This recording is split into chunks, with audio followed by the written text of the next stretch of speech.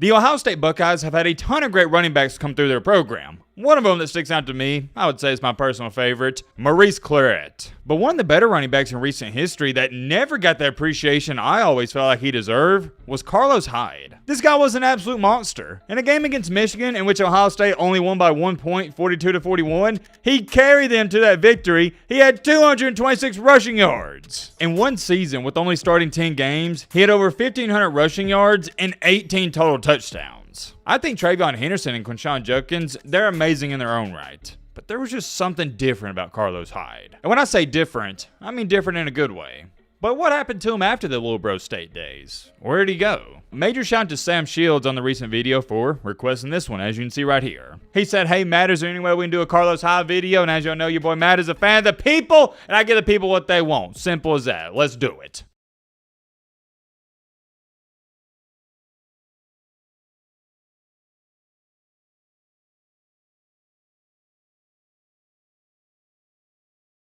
We're not doing no intro, none of that. I don't got time to waste. You don't got time to waste either. We're jumping straight into it. Coming out of high school, Mr. Hyde was a 4-star recruit, and all your big-time schools wanted him. He would sign with the Little Bro State Buckeyes, shout out to Little Bro, and in the first couple of years, he wasn't the main back. He got some carries, I'll show you the numbers right here, and he made the most out of them. In 2010, he averaged 5.9 yards per carry, and in 2011, 5.3. That's good, you'll take it. In 2011, to go with those 5 yards per pop, he had 6 touchdowns. It wasn't until his junior year in 2012 where he would start to be the feature back. In that 2012 season, in 10 games played, he had 185 carries for 970 yards, almost surpassing that 1K mark, 5.2 yards per carry to be exact. 16, how about this? 16 touchdowns. That's fantastic. I know these numbers aren't gaunty looking, but he did have to miss a couple games that year due to an ankle injury. Heading into his senior season, everybody was thinking, all right, he's been with the program a few years.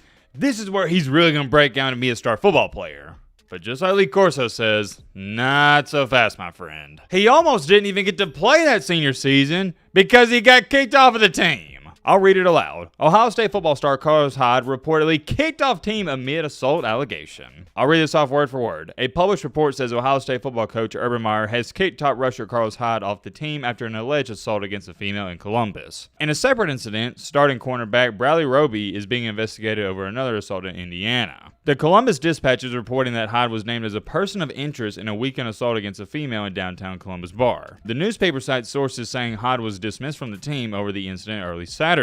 So yeah, it's more than safe to say it was not, and I mean it was not looking good for Carlos Hyde. But we had a change of events. Fortunately enough for him, video footage would come out, and long story short, it proved him innocent. He didn't do it. Not once in the video did he make contact with this said female. I'm also going to read this off word for word because I think it's interesting and it's important to our story. Charges are not expected to be filed against Hyde after video from Sugar Bar 2 shows he did not appear to make contact with an alleged victim who claimed to have been assaulted early Saturday morning. The source said video shows Hyde speaking in the direction of the alleged victim just prior to her punching him in the head, so he actually got struck. The video then shows Hyde leaving the area and reaching back in the woman's direction in a non-confrontational manner, the source said. From the video, it doesn't appear Hyde ever made contact with the woman either before or after she struck him, the source said. Here's what the head coach, Urban Meyer, had to say about it, and I quote, "I have a clear set of core values in place," LOL, does he actually have core values? Hell,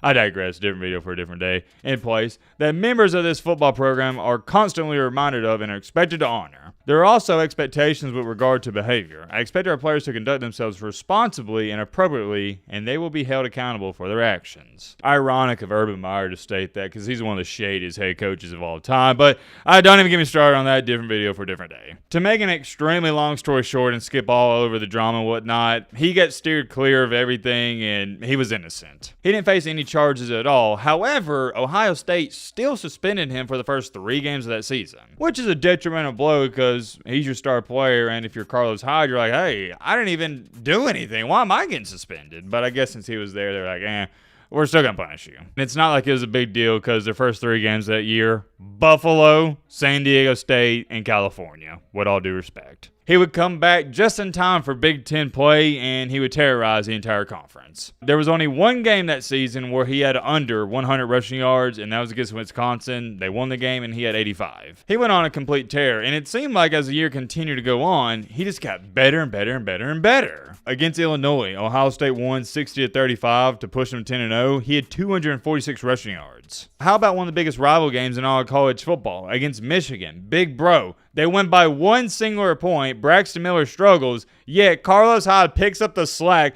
and has 200. Let me say it again. 226 rushing yards. He went off, and when I say Braxton Miller struggled, my apologies. He didn't really struggle overall. It was more so in the passing game. His running game was as good as always. When this season came to an end, reminder, he only started 10 games that year. He had 1,521 rushing yards, averaging 7.3 yards per carry, guys. That is ridiculous. Had 15 rushing touchdowns and also 3 receiving touchdowns, so 18 total. I would label that as a solid career for the Buckeyes, and if you're a Ohio State fan, let me know in the comment section, how do you feel about his tenure there? Continuing along, though, he would declare for the 2014 NFL Draft, where he would get selected in the second round with the 57th overall pick by the San Francisco 49ers. First year for the 49ers, he didn't see a lot of playing time. There were some other running backs ahead of him. In 14 games played, he had 83 rushes for 333 yards, 4 touchdowns. In 2015, though, this is where our story gets fascinating.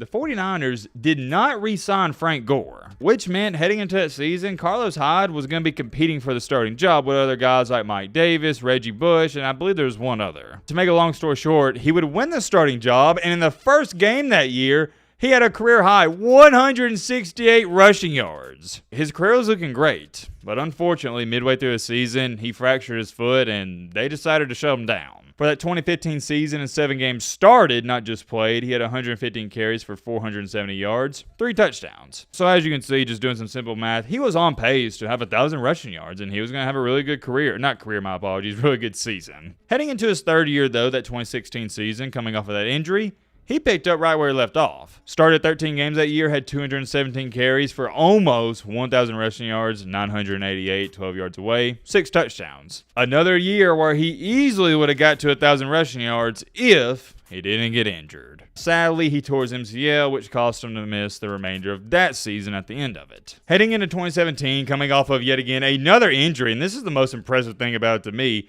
he's having these season-ending injuries. He's coming back and winning the starting job as the running back. This isn't college, guys. This isn't high school or middle school.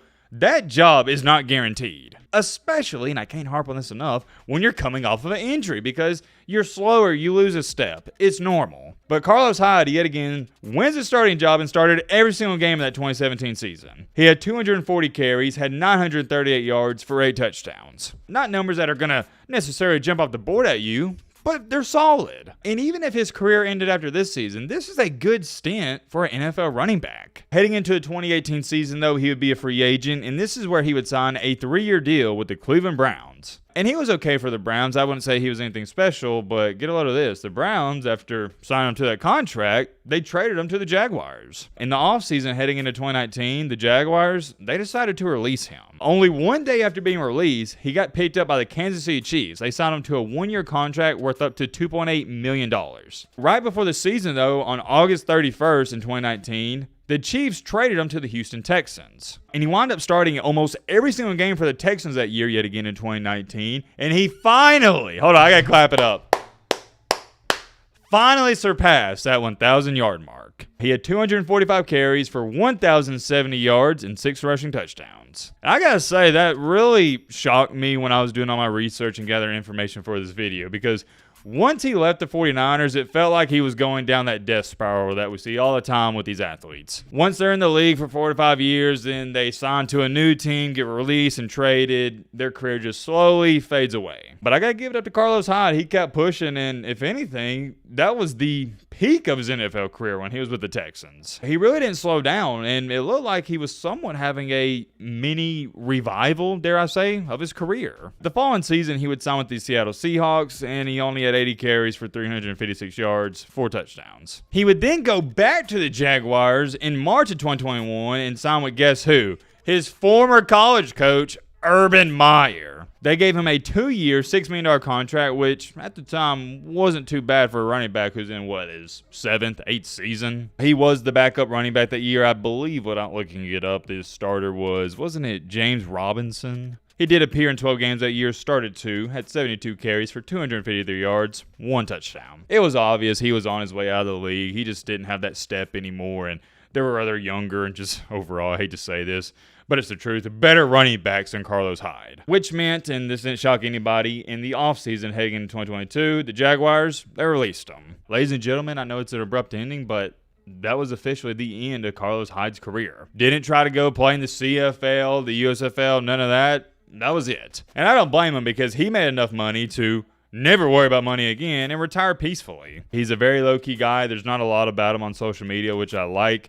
But I did do some digging and research, and I found out that he owns a charter company. If you don't know what a charter company is, he rents out yachts, boats, stuff like that in Miami. Here's an Instagram page right here. It's called Hyde Charter. I thought that was pretty cool. Never seen it before. I guess that's the entrepreneur in him, and I can respect it. Outside of that incident where really he got cleared of doing anything wrong, no controversies whatsoever, at least that I could find. Or I guess a better way of saying it is that I couldn't find because there wasn't any. Shout out to Carlos Hyde, man. If you're somehow someone seeing this video, my brother, wishing you best of luck. Hope you continue to see a lot of success. I'm curious. Let me know your thoughts on this down below. But bye.